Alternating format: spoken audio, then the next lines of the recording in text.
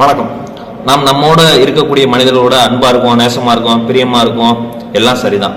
நான் என்னோட நண்பர்கிட்ட நான் அவ்வளவு வெளிப்படையா இருக்கேன். என்னோட ஃப்ரெண்ட்ஸ் எனக்கு உயிர், அவங்களுக்கு நான் தான் உயிர். ஆனா கூடுதலா இதோட சேர்த்து நாம் உரிமையை எடுத்துக்கிறோம். நாம் எவ்வளவு நெருக்கமானவங்களா உணர்ந்தாலும் சரி, பெத்த அம்மாவா இருந்தாலும் சரி, கட்டிய மனைவியா இருந்தாலும் சரி, உடன் பிறந்த அண்ணன், தம்பி, அக்கா, சகோதரி யாரா இருந்தாலும் சரி, நாம் உரிமையா அவங்கள்ட்ட கேட்கலாம் அன்பின் பொருட்டு. ஆனா உரிமையை யார்கிட்டையும் எடுத்துக்க கூடாது.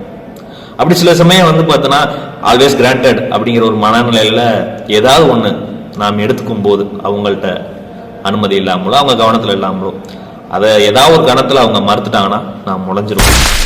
அந்த உறவை திரும்ப ஒட்ட வைக்கிறது ரொம்ப சிரமம். நாம் அன்பா இருக்கவங்கள்ட்டையும் நேசமா இருக்கவங்கள்ட்ட தான் உரிமையா கேட்க முடியும். உரிமையா கேட்கறது எல்லாத்தையுமே முடியாது. ஆனா நாம் நேசத்துக்குரியவங்கள்ட்ட, பிரியவங்கள்ட்ட உரிமையா நாம் கேட்கலாம். ஆனா யார்கிட்டையும் உரிமையை எடுத்துக்க கூடாது. அப்படி உடஞ்சிட்டோம்னா அது திரும்ப ஒட்ட வைக்கிறது கஷ்டம். அதனால உரிமையா கேட்கலாம் அன்பானவர்கள்ட்ட, உரிமையை யார்கிட்டையும் எடுத்துக்க கூடாது. நன்றி.